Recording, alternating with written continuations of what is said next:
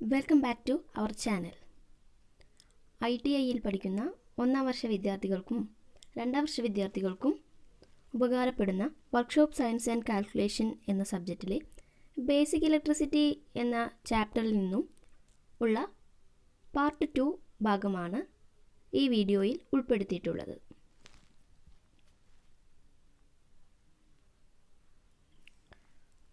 The contents are law of resistance, Ohm's law, Kirchhoff law, electric power, electric energy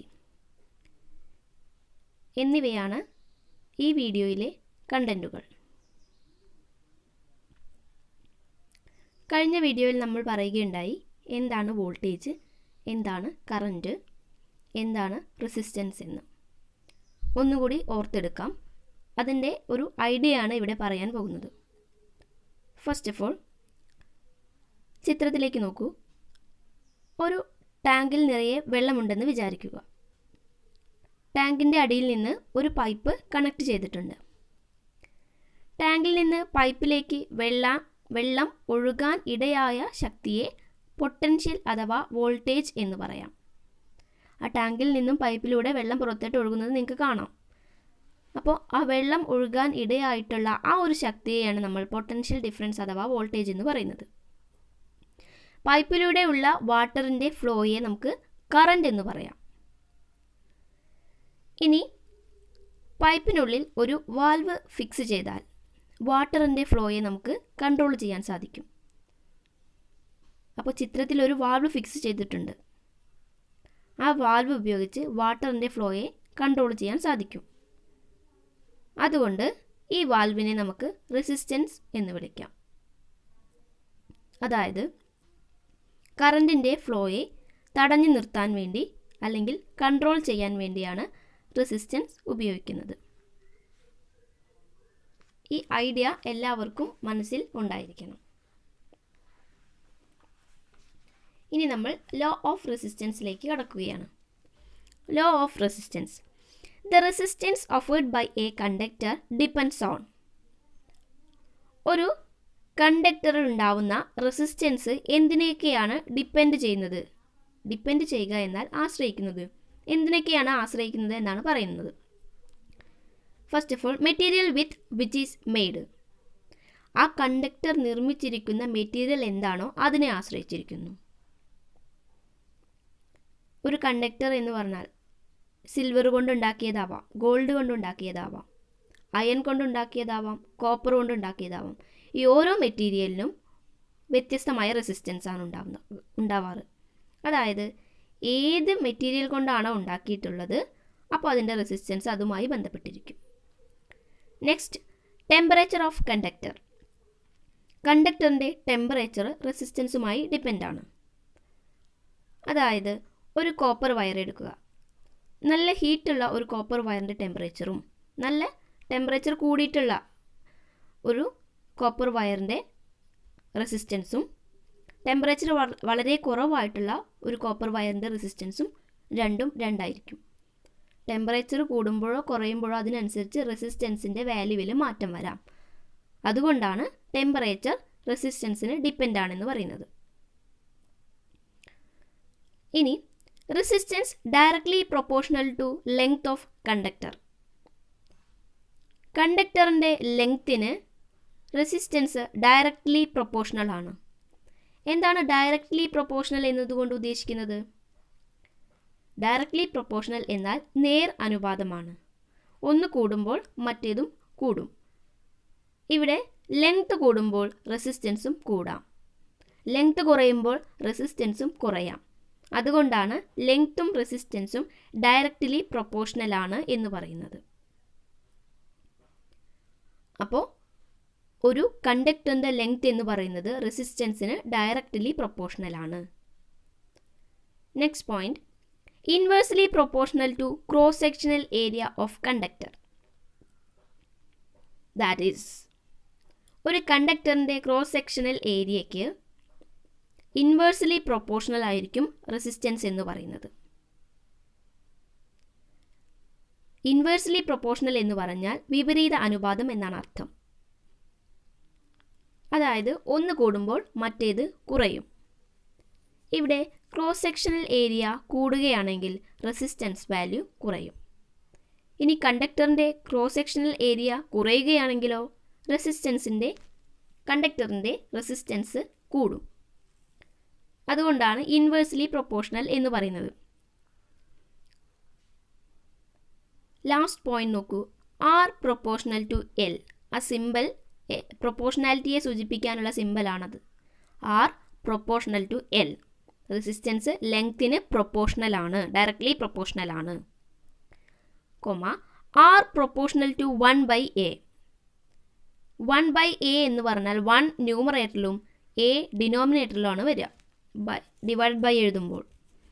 അപ്പോൾ ഡിനോമിനേറ്ററിൽ ആയിക്കഴിഞ്ഞാൽ എന്താ നമുക്ക് പറയാൻ പറ്റും, a കൂടുമ്പോൾ r കുറയും. അതായത് പ്രൊപ്പോർഷണാലിറ്റി 1/a എന്ന് എഴുതുമ്പോൾ അത് ഇൻവേഴ്സ്ലി പ്രൊപ്പോർഷണൽ ആണ് എന്നാണ് സൂചിപ്പിക്കുന്നത്. പ്രൊപ്പോർഷണൽ ആണെങ്കിൽ r directly proportional to a എന്ന് എഴുതാം. ഇവിടെ ഇൻവേഴ്സ്ലി ആയതുകൊണ്ടാണ് 1/a എന്ന് എഴുതുന്നത്. ഒന്നുകൂടി പറയാം, ലോ ഓഫ് റെസിസ്റ്റൻസിനെ ഡിപ്പെൻഡ് ചെയ്യുന്ന ഫാക്ടേഴ്സ് എന്തൊക്കെയാണെന്നാണ് പറഞ്ഞിട്ടുള്ളത്. ഫസ്റ്റ് ഓഫ് ഓൾ മെറ്റീരിയൽ, അത് എന്തുകൊണ്ടാണോ നിർമ്മിച്ചിട്ടുള്ളത് അത്.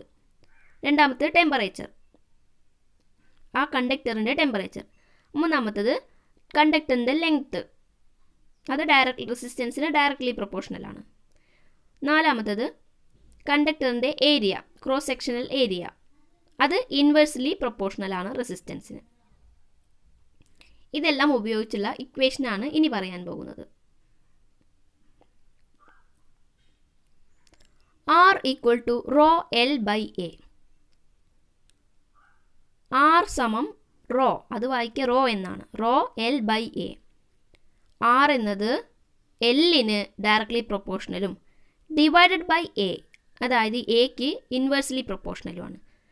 ലെങ്ത്തിന് ഡയറക്ട്ലി പ്രൊപ്പോർഷണലും ഏരിയയ്ക്ക് ഇൻവേഴ്സ്ലി പ്രൊപ്പോർഷണലുമാണ്. നെക്സ്റ്റ് പോയിന്റ് നോക്കൂ, rho is equal to specific resistivity. റോയെ പറയുന്ന റോ എന്ന് പറഞ്ഞാൽ സ്പെസിഫിക് റെസിസ്റ്റിവിറ്റിയാണ്. L is the length. A equal to cross sectional area. Unit of specific resistance or resistivity is ohm metre. ആ ഇക്വേഷനിൽ കാണുന്ന റോയുടെ യൂണിറ്റ് എന്ന് പറയുന്നത് ഓം മീറ്റർ ആണ്. വളരെ ഇമ്പോർട്ടൻ്റ് ആണ്. ദ റെസിസ്റ്റിവിറ്റിയുടെ യൂണിറ്റ് എന്താണ്? ഓം മീറ്റർ ആണ്. അല്ലെങ്കിൽ നമുക്ക് പറയാം സ്പെസിഫിക് റെസിസ്റ്റൻസിൻ്റെ യൂണിറ്റ് എന്താണ്? ഓം metre.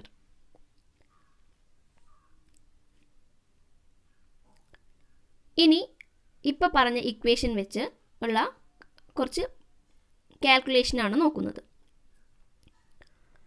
If the length of wire is doubled and its cross sectional is also doubled, then what will its resistance be?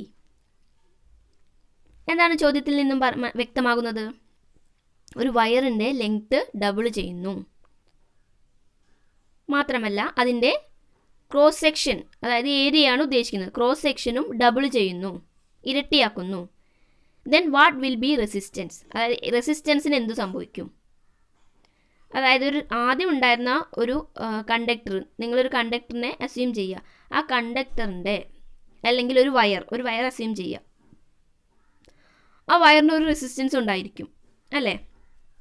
ഇനി ആ വയറിൻ്റെ ലെങ്ത്ത് ഡബിൾ ചെയ്യുന്നു, ഇരട്ടിക്കുന്നു. അതേപോലെ ആ വയറിൻ്റെ ഏരിയ കൂട്ടുന്നു, ക്രോസ് സെക്ഷണൽ ഏരിയയും ഇരട്ടിക്കുന്നു.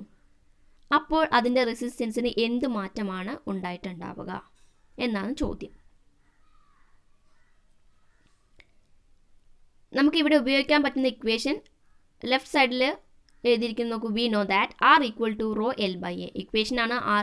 ഈ ക്രോസ് സെക്ഷണൽ ഏരിയയും ലെങ്ത്തും തമ്മിൽ ഉൾപ്പെടുത്തിയിട്ടുള്ള റെസിസ്റ്റൻസിൻ്റെ ഇക്വേഷൻ എന്ന് പറയുന്നത് R equal to rho L by A ആണ്. റോ എന്ന് പറയുന്നത് സ്പെസിഫിക് ഗ്രാവിറ്റിയാണ്, എൽ ലെങ്ത് ആണ്, എ ക്രോസ് സെക്ഷണൽ ഏരിയ ആണ്. ഇനി ക്വസ്റ്റ്യനിലേക്ക് പിന്നെയും വരാം. അതിന് തൊട്ട് താഴെ കൊടുത്തുള്ള പോയിന്റ് നോക്കൂ. According to your assumption, L എന്ന് പറഞ്ഞാൽ എന്താണ്? ലെങ്ത് ആണ്. ആ ലെങ്ത്ത് 2L ആയി മാറി അല്ലേ? ക്വസ്റ്റ്യനിൽ അതല്ലേ പറഞ്ഞ എൽ എന്ന ലെങ്ത്ത് ഡബിളായി, അതായത് 2L ആയി. ഏരിയ 2A ആയി മാറി, ഏരിയയും ഡബിൾ ചെയ്തു. അപ്പോൾ ആർ എന്ത് മാറ്റം വന്നിട്ടുണ്ടായിരിക്കും? അപ്പം നമുക്കറിയാം R = rho L by A ആണ് ഇക്വേഷൻ. റൈറ്റ് സൈഡിൽ ഇക്വേഷൻ നോക്കൂ, R = rho L by A. ആ എല്ലിൻ്റെ സ്ഥാനത്ത് ഇപ്പോൾ മാറ്റം വന്ന എല്ലും എയുടെ സ്ഥാനത്ത് ഇപ്പോൾ മാറ്റം വന്ന എയും ഇനി എഴുതി നോക്കാം. ദാറ്റ് ഈസ് ലെഫ്റ്റ് സൈഡിൽ ഇക്വേഷൻ. ദെൻ ഇക്വേഷൻ എന്ത് മാറ്റം സംഭവിക്കുക? പോയിന്റ് നോക്കൂ. Then R = rho into 2L/2A. L/A ആയിരുന്നു, പക്ഷേ എല്ലിന് മാറി 2L ആയി, എ മാറി 2A ആയി. അപ്പോൾ അതിൽ നിന്നും നമുക്ക് എന്ത് ചെയ്യാം? ന്യൂമറേറ്ററിലും 2 ഉണ്ട്, ഡിനോമിനേറ്ററിലും 2 ഉണ്ട്, അംശത്തിലും ഛേദത്തിലും 2 ഉണ്ട്. അപ്പോൾ നമുക്ക് ആ 2 കട്ട് ചെയ്യാം. We can cut 2 from both numerator and denominator. അപ്പോൾ എന്ത് ചെയ്യും? ബാക്കി എന്തായി മാറും?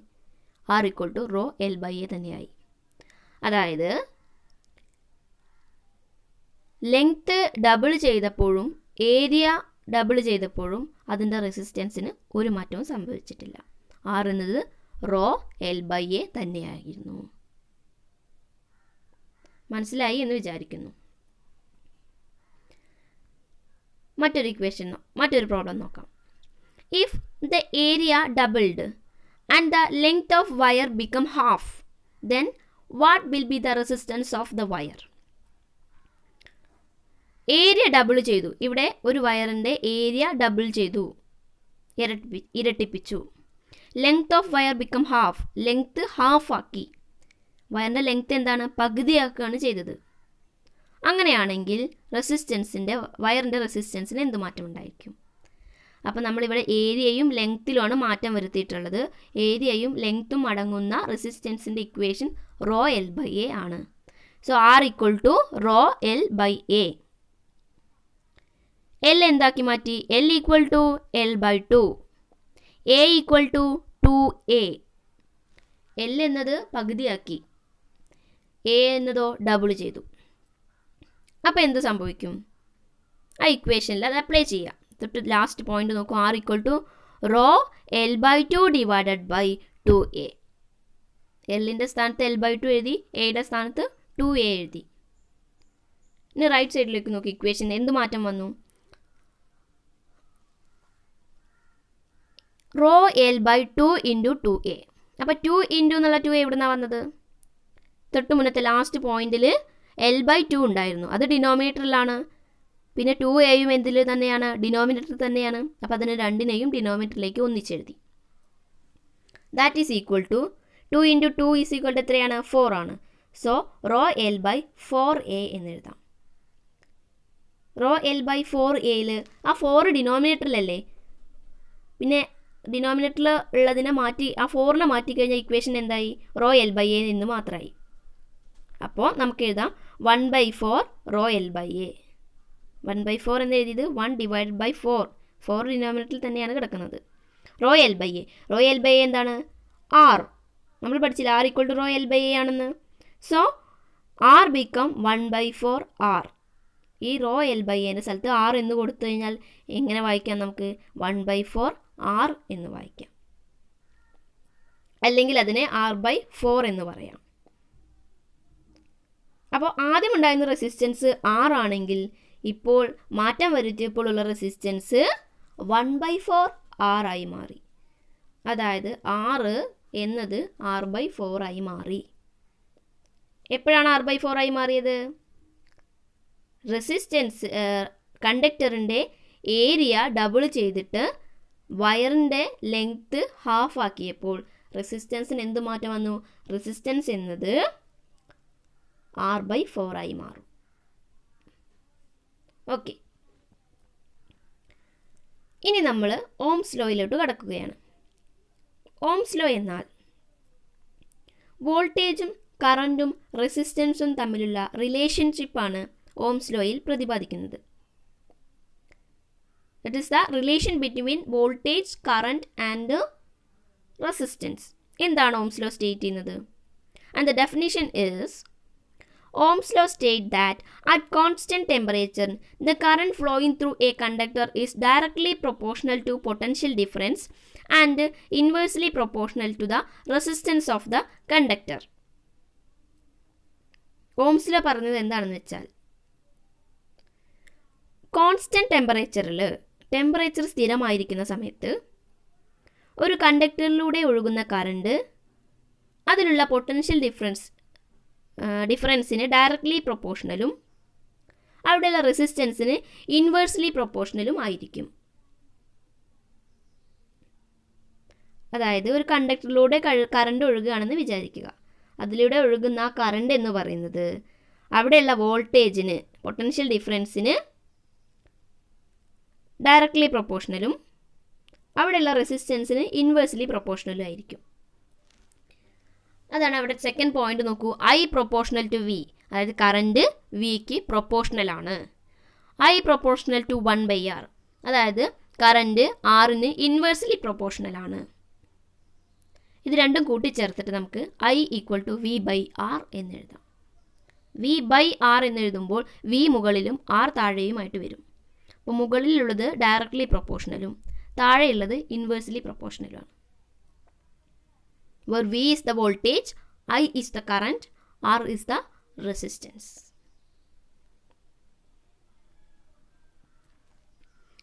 ഇനി ഓംസ് ലോ ട്രയാങ്കിൾ നമുക്ക് വരയ്ക്കാം. എങ്ങനെയാണ് ഓംസ് ലോ ട്രയാങ്കിൾ വരയ്ക്കുക? ഫസ്റ്റ് ഓഫ് ഓൾ ഒരു സിമ്പിൾ ട്രയാങ്കിൾ വരയ്ക്കുക. അതിനെ 3 ഡിവൈഡ് ചെയ്യുക.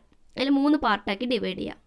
അപ്പർ പാർട്ടിൽ V എന്ന് എഴുതുക, ലോവറിലെ 2 പാർട്ടിലും IR എന്ന് എഴുതുക. ഒരു ട്രയാങ്കിളിനെ 3 ഭാഗിച്ചു. മുകളിലത്തെ ഭാഗം V എന്നും താഴെയുള്ള ഭാഗം IR എന്ന് എഴുതുക. മാറ്റി എഴുതാൻ പാടില്ല, ഇങ്ങനെ തന്നെ എഴുതണം. ഇനി ഈ ട്രയാങ്കിളിൽ നിന്നും സെക്കൻഡ് പിക്ചർ നോക്കൂ. V റൗണ്ട് ചെയ്തിട്ടുണ്ട്. ദാറ്റ് ഈസ് ഓംസിലെ പ്രകാരം V ആണ് നമുക്ക് കണ്ടെത്തേണ്ടതെങ്കിൽ ഇക്വേഷൻ എന്താണ്? ബാക്കി 2 ഏത് ടേംസ് ആണുള്ളത്? Iയും Rഉം റൗണ്ട് ചെയ്തിട്ടില്ല. അപ്പോൾ V ആണ് കണ്ടുപിടിക്കേണ്ടതെങ്കിൽ V റൗണ്ട് ചെയ്തു. V സമം ബാക്കി ഏതൊക്കെ ടേംസ് ഉള്ളത്? Iയും Rഉം. സോ അത് രണ്ടും നേരെ ആയതുകൊണ്ട് നമുക്ക് എന്തെഴുതാം? I × R എന്ന് എഴുതാം. IR. V = IR. Next picture നോക്കൂ. I റൗണ്ട് ചെയ്തിട്ടുണ്ട്. നെക്സ്റ്റ് ട്രയാങ്കിളിൽ I ആണ് റൗണ്ട് ചെയ്തത്. അതായത് I കണ്ടുപിടിക്കാനുള്ള ഇക്വേഷനാണ് നമ്മൾ കണ്ടെത്താൻ പോകുന്നത്. I സമം V മുകളിലും, ആ ട്രയാങ്കിളിൽ നോക്കൂ, V മുകളിലും R താഴെയുമാണ് അല്ലേ? അപ്പോൾ I ഒഴികെ ബാക്കിയുള്ള ടേം Vയും Rഉം ആണ്. V മുകളിലായതുകൊണ്ട് മുകളിൽ എഴുതുന്നു, R താഴെ എഴുതുന്നു. അപ്പോൾ V/R. So the equation for finding current is I = V/R. Last figure നോക്കൂ. സെയിം ട്രയാങ്കിളിൽ തന്നെ ആറിനെ റൗണ്ട് ചെയ്തിട്ടുണ്ട്. അപ്പോൾ ആറാണ് കണ്ടുപിടിക്കേണ്ടത്. 6 കണ്ടുപിടിക്കണമെങ്കിൽ എന്തൊക്കെയാണ് ബാക്കി ടേംസ് ഉള്ളത്? Vയും Iയും അവിടെ ഉണ്ട്. V മുകളിലും I താഴെയുമാണ്. സോ V/I എന്ന് എഴുതാം. That is the equation for finding resistance is V/R. R എന്ന് പറഞ്ഞ റെസിസ്റ്റൻസ് കണ്ടുപിടിക്കാനുള്ള ഇക്വേഷൻ V/I ആണ്. V/I ആണ്. ഓക്കെ, ഈ ഇക്വേഷൻസ് ഒന്നുകൂടി നമുക്ക് പറയാം. ടു ഫൈൻഡ് ദ വോൾട്ടേജ് കണ്ടുപിടിക്കണമെങ്കിൽ V = I × R. V എന്ന് പറഞ്ഞാൽ വോൾട്ടിലാണ് പറയുക. വിയുടെ യൂണിറ്റ് ഏതാണ്? വോൾട്ട്. ഐയുടെ യൂണിറ്റ് ആംപിയർ. ആറിൻ്റെ unit ohm. Next, to find the current I എന്ന കറൻറ്റ് കണ്ടുപിടിക്കണമെങ്കിൽ I = V/R. നമ്മൾ ആ ട്രയാങ്കിളിലൂടെ കണ്ടുപിടിച്ചതാണ് ഇക്വേഷൻ. V/R. I ആംപിയറിലാണ് പറയുക, V വോൾട്ടിലാണ് പറയുക, R ഓമിലാണ് പറയുക. ടു ഫൈൻഡ് ദ റെസിസ്റ്റൻസ്, നമുക്കൊരു സർക്യൂട്ടിലെ റെസിസ്റ്റൻസ് ആണ് കണ്ടുപിടിക്കേണ്ടതെങ്കിൽ R = V/I ആണ് ഇക്വേഷൻ. വേർ R ഓമിലാണ് പറയുന്നത്. R = V/I. V എന്ന് പറഞ്ഞാൽ വോൾട്ടിലും I ആംപിയറിലുമാണ് പറയുക. അതിൻ്റെ യൂണിറ്റുകളാണ് ഇവിടെ പറഞ്ഞിട്ടുള്ളത്.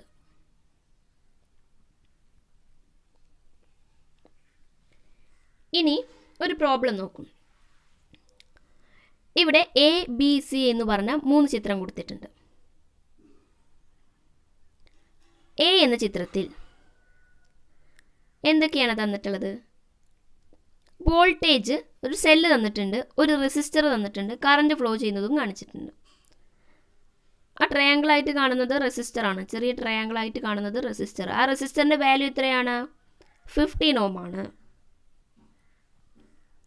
കറണ്ട് 2 ആംപിയർ കറണ്ട് അതിലൂടെ ഫ്ലോ ചെയ്യുന്നു. അപ്പോൾ ബാറ്ററിയുടെ പോസിറ്റീവ്, വലിയ വര പോസിറ്റീവും ചെറിയ വര നെഗറ്റീവും ആണ്, നമുക്കറിയാം സെല്ലിൻ്റെ അല്ലേ. അപ്പോൾ ആ സെല്ലിൻ്റെ പോസിറ്റീവിൽ നിന്ന് തുടങ്ങുന്ന കറണ്ട് 2 ആംപിയർ കറണ്ട് ഇങ്ങനെ ഒഴുകി റെസിസ്റ്റർ വഴി പോകുന്നു. അപ്പോൾ ഇവിടെ തന്നിട്ടുള്ളത് ഏതൊക്കെ വാല്യൂ ആണ്? കറണ്ടും തന്നിട്ടുണ്ട്, റെസിസ്റ്റൻസും തന്നിട്ടുണ്ട്. എന്നിട്ട് എന്താണ് കണ്ടുപിടിക്കാൻ ചോദിച്ചിട്ടുള്ളത്? ക്വസ്റ്റ്യൻ മാർക്ക് ഇട്ടിട്ട് വോൾട്ടേജ് എന്താണെന്ന് ചോദിച്ചിട്ടുണ്ട്.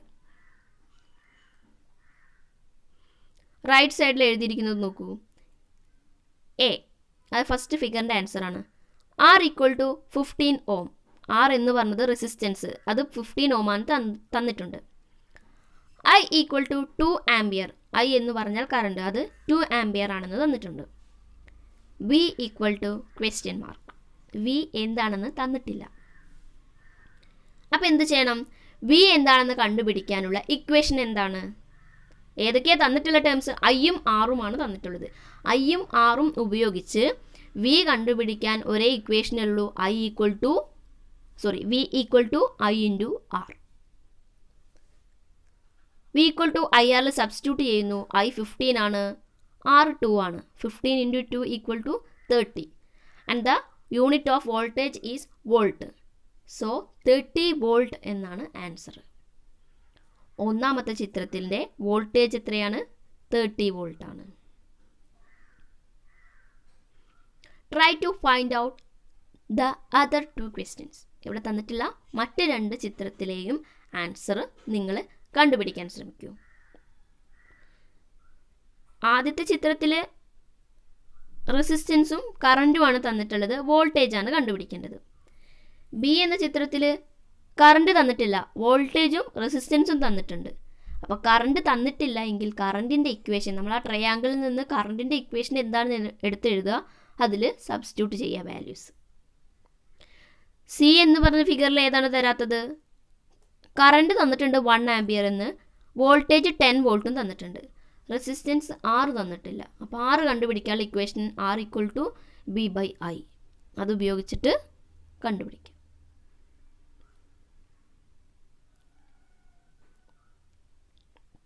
Next problem. A bulb takes a current of 0.2 ampere at a voltage 3.6 volt. Determine the resistance of the filament of bulb.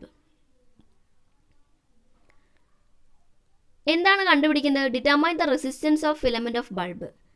Resistance ആണ് കണ്ടുപിടിക്കുന്നത്. ബൾബിൻ്റെ ഫിലമെൻറ്റിൻ്റെ റെസിസ്റ്റൻസ് കണ്ടുപിടിക്കണം. അപ്പോൾ എന്തൊക്കെ ഡാറ്റ തന്നിട്ടുണ്ട്? ഒരു ബൾബ് 3.6 വോൾട്ടിൽ 0.2 ആംപിയർ കറണ്ട് എടുക്കുന്നു. A bulb takes A current of 0.2 ampere at A voltage 3.6 volt. 3.6 വോൾട്ടിൽ 0.2 ആംപിയർ കറണ്ട് അത് എടുക്കുന്നുണ്ടെങ്കിൽ, ആ ബൾബ് എടുക്കുന്നുണ്ടെങ്കിൽ അതിൻ്റെ ഫിലമെൻറ്റിൻ്റെ റെസിസ്റ്റൻസ് എന്തായിരിക്കും? നിങ്ങൾക്ക് ക്വസ്റ്റ്യൻ വായിച്ചിട്ട് മനസ്സിലായിട്ടില്ലെങ്കിൽ കൂടി നിങ്ങൾ എന്താണ് എഴുതേണ്ടത്? തന്നിരിക്കുന്നത് എന്തൊക്കെ വാല്യൂസ് ആണ് നോക്കുക. 3.6 തന്നിട്ടുണ്ട്, അതെന്താണ്? അതിൻ്റെ തൊട്ട് മുൻപ് എഴുതിയിട്ടുണ്ട് വോൾട്ടേജ് ആണ്, അല്ലെങ്കിൽ 3.6 വോൾട്ട് എന്ന് എഴുതിയിട്ടുണ്ട്, so it is voltage. 0.2 ampere എന്ന് എഴുതിയിട്ടുണ്ട്, ആംപിയർ എന്തിൻ്റെ യൂണിറ്റാ? കറണ്ട്, സോ അത് കറണ്ടാണ് തന്നിട്ടുള്ളത്.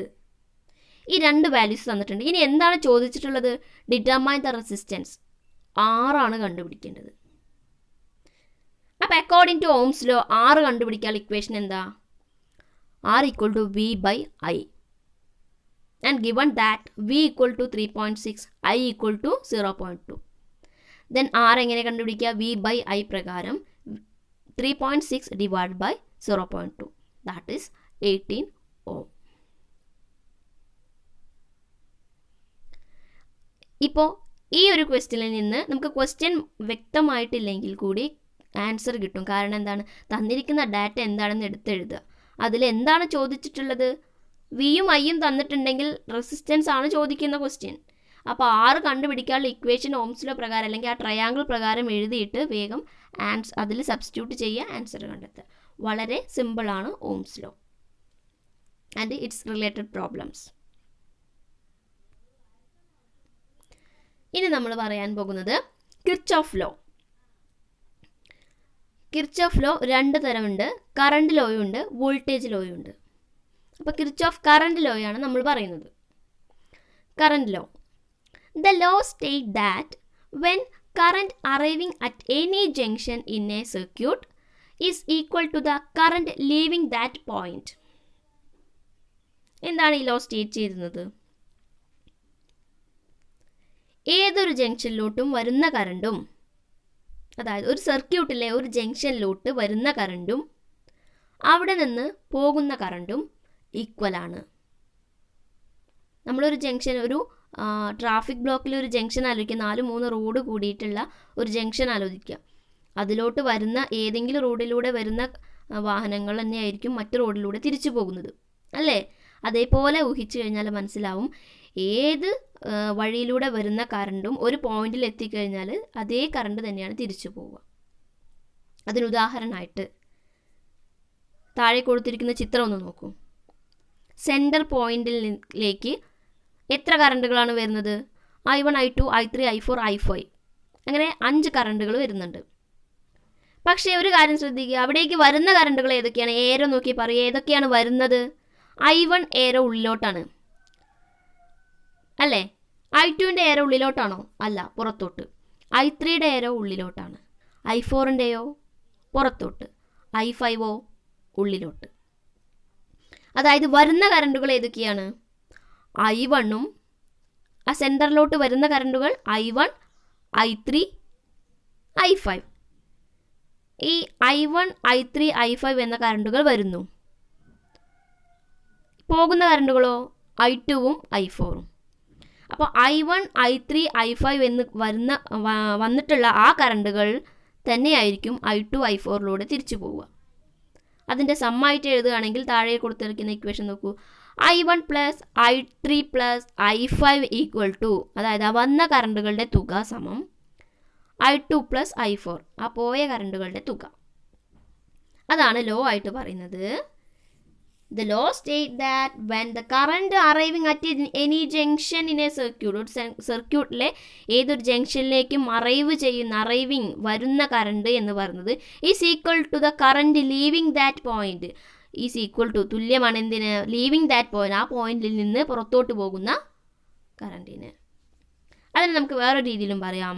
That is the algebraic sum of current meeting at a junction is always equal to 0. Algebraic sum എന്ന് പറഞ്ഞാൽ എന്താണ്? അതെല്ലാം കൂടിയിട്ട് ഒരു ആൽജിബ്രായിട്ട് കൂട്ടിയെടുക്കുക.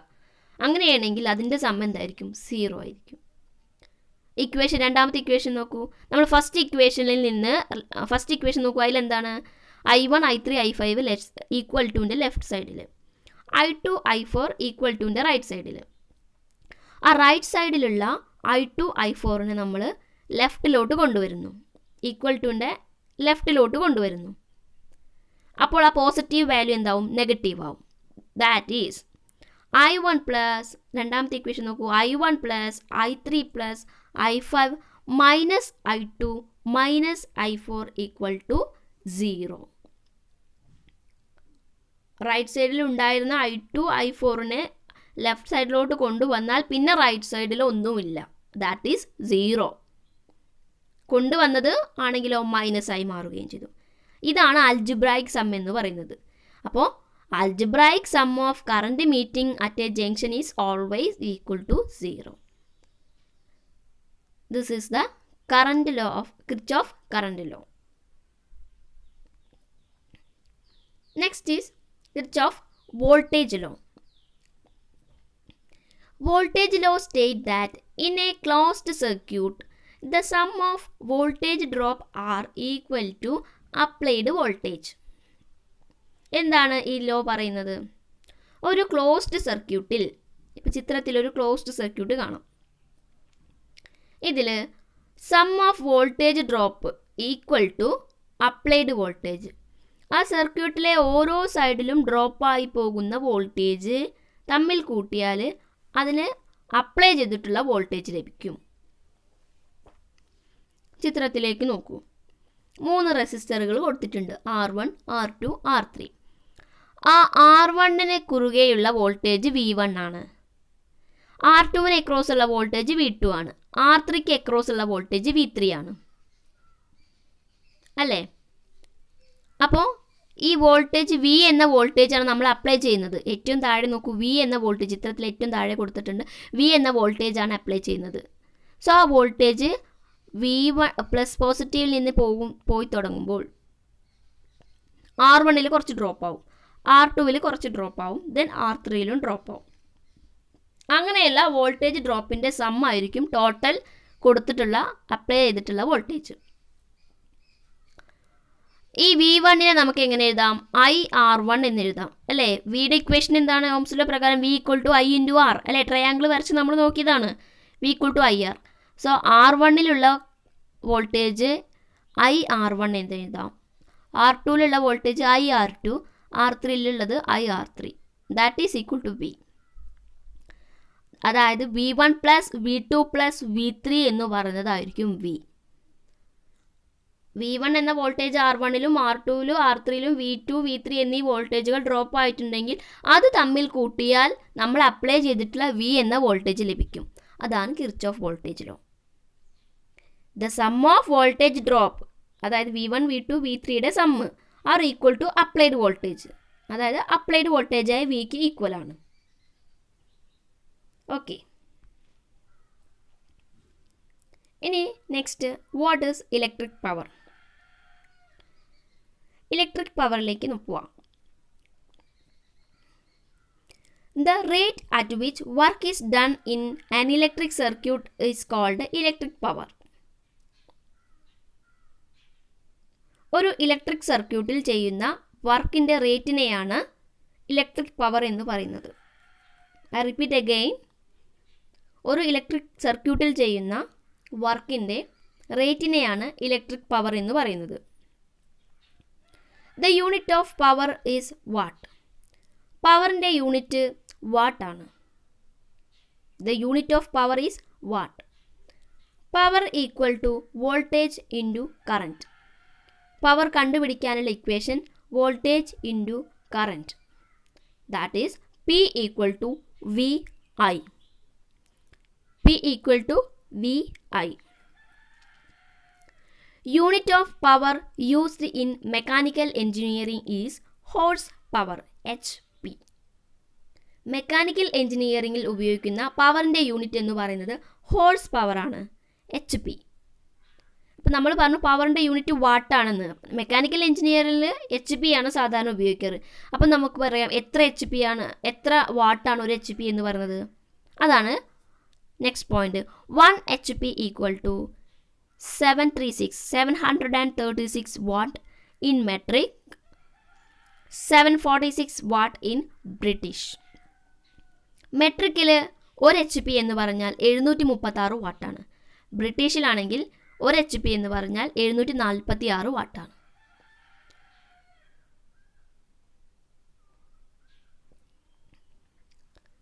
ഇലക്ട്രിക് പവറിൻ്റെ മറ്റ് ഇക്വേഷൻസ് എന്തെല്ലാമാണെന്ന് നോക്കാം. നമ്മളിപ്പോൾ പറഞ്ഞു P = VI അല്ലേ? പവർ എന്ന് പറഞ്ഞാൽ വോൾട്ടേജ് ഇൻറ്റു കറൻ്റ് ആണ്. നമുക്കറിയാം ഓംസ് ലോ ഈ വോൾട്ടേജും കറണ്ടുമായി ബന്ധപ്പെടുത്തിയിട്ട് ഓംസ് ലോ ഉണ്ടെന്ന്.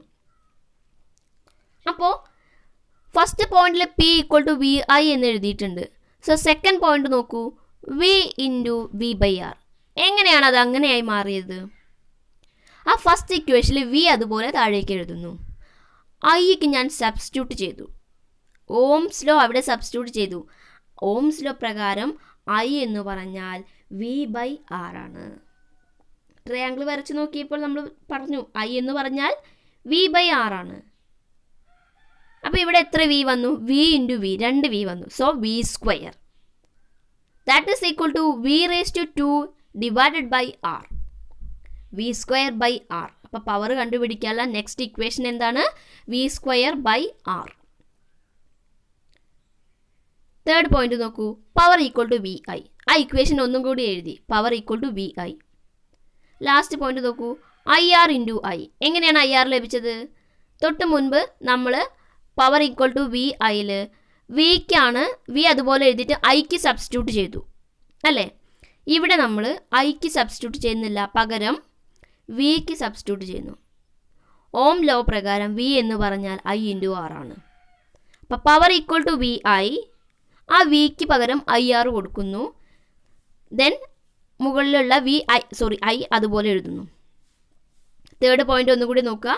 Power equal to V I, അതിലെ വോൾട്ടേജിന് പകരം ഓം നിയമപ്രകാരം വി സമം ഐ ഇൻറ്റു ആർ ആണ്. ഐ ആർ ബ്രേക്കറ്റിൽ എഴുതുന്നു, ദാറ്റ് ഇസ് വി. ഇനി വിയുടെ ഐ അതുപോലെ എടുത്ത് താഴോട്ട് എഴുതുന്നു. അപ്പോൾ എത്ര ഐ വന്നു അവിടെ? I into I square, 2 I വന്നു. That is I square into R. Power equal to next equation എന്താണ്? I square R. റൈറ്റ് സൈഡിൽ നോക്കുക, ബോക്സിൽ നോക്കൂ. പിയുടെ 3 ഇക്വേഷൻ നമ്മളിപ്പോൾ പറഞ്ഞു. പവർ ഈക്വൽ ടു എന്താണ്? I into V, first equation. Power equal to I V. Next power equal to I square R, നമ്മൾ ഡിറൈവ് ചെയ്തെടുത്ത next equation I square R. പവറിൻ്റെ മറ്റൊരു ഇക്വേഷനാണ് ഐ സ്ക്വയർ ആർ. ദെൻ അടുത്ത equal to V square by R. പവറിൻ്റെ വേറൊരു ഇക്വേഷനാണ് V square by R. ഒരിക്കലും മറക്കരുത്, വളരെ ഇമ്പോർട്ടൻ്റ് ആണ് ഈ 3 ഇക്വേഷൻസും. Power equal to V I അല്ലെങ്കിൽ I V, power equal to I square R, power equal to V square by R.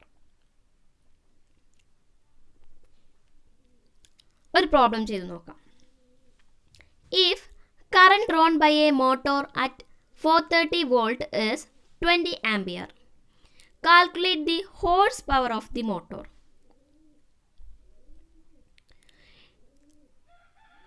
നാനൂറ്റി വോൾട്ടേജിൽ വർക്ക് ചെയ്യുന്ന ഒരു മോട്ടോർ, 430 വോൾട്ടിൽ വർക്ക് ചെയ്യുന്ന ഒരു മോട്ടോറിൻ്റെ കറൻറ്റ് 20 ആംപിയർ ആണ്. Calculate the horse power of motor. ആ മോട്ടോറിൻ്റെ ഹോഴ്സ് പവർ കാൽക്കുലേറ്റ് ചെയ്യണം. ക്വസ്റ്റ്യൻ നിങ്ങൾക്ക് മനസ്സിലായിട്ടില്ലെങ്കിലും എന്തൊക്കെയാണ് തന്നിട്ടുള്ളതെന്ന് എടുത്തെഴുതിക്കൂടെ? എന്താണ്? വോൾട്ടേജ് തന്നിട്ടുണ്ട്, 430 വോൾട്ടാണ്. So voltage V equal to 430 volt. Then 20 ampere, അത് കറണ്ട് ആണ്. So current I equal to 20 ampere. Question എന്താണ്? Calculate the horse power of motor. Horse power calculate ചെയ്യണം. ഹോഴ്സ് പവർ കണ്ടുപിടിക്കണമെങ്കിൽ ആദ്യം പവർ എന്ന് കണ്ടുപിടിക്കണം, അല്ലേ? അപ്പോൾ പവറിൻ്റെ ഇക്വേഷൻ എഴുതണം. പവറിനാണെങ്കിലോ 3 ഇക്വേഷൻ ഉണ്ട് താനും. അതിൽ നമ്മൾ ഏത് ഇക്വേഷൻ ഉപയോഗിക്കും? എന്തൊക്കെയാണ് തന്നിട്ടുള്ളതെന്ന് നോക്കുക. വോൾട്ടേജും കറൻറ്റുമാണ് തന്നിട്ടുള്ളത്. സോ വോൾട്ടേജും കറൻറ്റും അടങ്ങുന്ന പവറിൻ്റെ ഇക്വേഷൻ ഏതാണ്? Power equal to V I, P equal to V I. ആ ഇക്വേഷൻ ആയിരുന്നു P equal to V I. എന്നിട്ട് വോൾട്ടേജ് 430 ഇൻറ്റു 20, അത് സബ്സ്റ്റിറ്റ്യൂട്ട് ചെയ്യുന്നു. That is equal to 8600 watt. 8600 വാട്ടാണ് പവർ കിട്ടിയത്. പക്ഷെ ചോദ്യം എന്താണ്? ഹോഴ്സ് പവറാണ്. നമുക്കറിയാം 1 HP എന്ന് പറഞ്ഞാൽ 736 വാട്ടാണ്. ആയതുകൊണ്ട് 8600 വാട്ട് എന്ന് പറഞ്ഞാൽ എത്ര HP ആണെന്ന് കണ്ടുപിടിക്കണം. അതല്ലേ ചോദ്യം? 1 HP 736 വാട്ടാണ്. 8600 വാട്ടാണ് നമുക്ക് ലഭിച്ചിട്ടുള്ളത്. അപ്പോൾ ഈ 8600 വാട്ട് എന്ന് പറഞ്ഞാൽ എത്ര HP ആണ്? അത് കണ്ടുപിടിക്കണമെങ്കിൽ ലഭിച്ചിട്ടുള്ള പവർ ഡിവൈഡഡ് ബൈ 736 ചെയ്യണം. So 8600 divided by 736, that is equal to 11.68 HP. So the horsepower of the motor is 11.68 HP.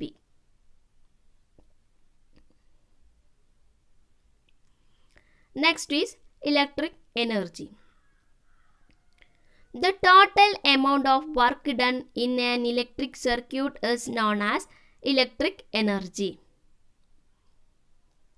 The total amount of work done in an electric circuit is known as electric energy. ഒരു electric സർക്യൂട്ടിൽ ചെയ്യുന്ന total amount of വർക്കിനെയാണ് electric energy എന്ന് പറയുന്നത്. ഒരു സർക്യൂട്ടിൽ ചെയ്യുന്ന total amount of വർക്കിനെയാണ് ഇലക്ട്രിക് എനർജി എന്ന് പറയുന്നത്. Electric energy equal to power into time. Electric energy കണ്ടുപിടിക്കാനുള്ള equation P into T, that is power into time. Or electric energy equal to V I T, V into I into T. ഇങ്ങനെയാണ് equation ലഭിച്ചത്. തൊട്ട് മുൻപ് നമ്മൾ പറഞ്ഞു P into T ആണ് electric എനർജിയുടെ equation. P into T. തൊട്ട് മുൻപത്തെ ലൈനിൽ നോക്കൂ, power equal electric energy equal to power into time. P into T. ആ പീനെ നമുക്കറിയാം പവർ എന്താണ്, വി ഇൻറ്റു ഐ ആണ്. പവറിൻ്റെ ഇക്വേഷൻ വി ഐ അല്ലേ. ആ പവറിൻ്റെ സ്ഥാനത്ത് വി ഐ കൊടുത്തു. അപ്പോൾ വി ഐ ഇൻറ്റു ടി എന്നായി. അപ്പോൾ ഇലക്ട്രിക് എനർജിയെ വി ഐ ഇൻറ്റു ടി എന്ന് എഴുതാം. ഇത് കൂടാതെ പവറിൻ്റെ മറ്റ് ഇക്വേഷൻസ് സബ്സ്റ്റിറ്റ്യൂട്ട് ചെയ്ത് കഴിഞ്ഞാൽ നമുക്ക് ഇലക്ട്രിക് എനർജിയുടെ ബാക്കിയുള്ള ഇക്വേഷൻസ് ലഭിക്കും. Okay. And the unit is joule or watt second. Electric എനർജിയുടെ യൂണിറ്റ് ജൂൾ അഥവാ വാട്ട്സ് സെക്കൻഡ് ആണ്. പവറിൻ്റെ യൂണിറ്റ് വാട്ട്, ടൈമിൻ്റെ യൂണിറ്റ് സെക്കൻഡ്. അങ്ങനെയാണ് വാട്ട് സെക്കൻഡ് വന്നത്. പവർ ഇൻറ്റു ടൈം അല്ലേ ഇലക്ട്രിക് എനർജി എന്ന് പറയുന്നത്. ആയതുകൊണ്ട് power into time, watt into second, watt second ആണ് unit of electric energy. In practice the electrical unit of energy is kilo watt hour. Practical കേസിൽ electrical എനർജിയുടെ unit ചോദിച്ചാൽ നമ്മൾ എപ്പോഴും എന്താ പറയാറ്, കിലോ വാട്ട് അവർ ആണ്. ഇത് കൂടാതെ വാട്ട് അവർ ഉണ്ട്. പക്ഷേ പ്രാക്ടിക്കൽ കേസിൽ അല്ലെങ്കിൽ ഡൊമസ്റ്റിക് പർപ്പസിലൊക്കെ നമ്മൾ എനർജിയുടെ യൂണിറ്റ്, ഇലക്ട്രിക്കൽ എനർജിയുടെ യൂണിറ്റ് ചോദിച്ചാൽ എന്തിലാണ് പറയുക, കിലോ വാട്ട് അവർ.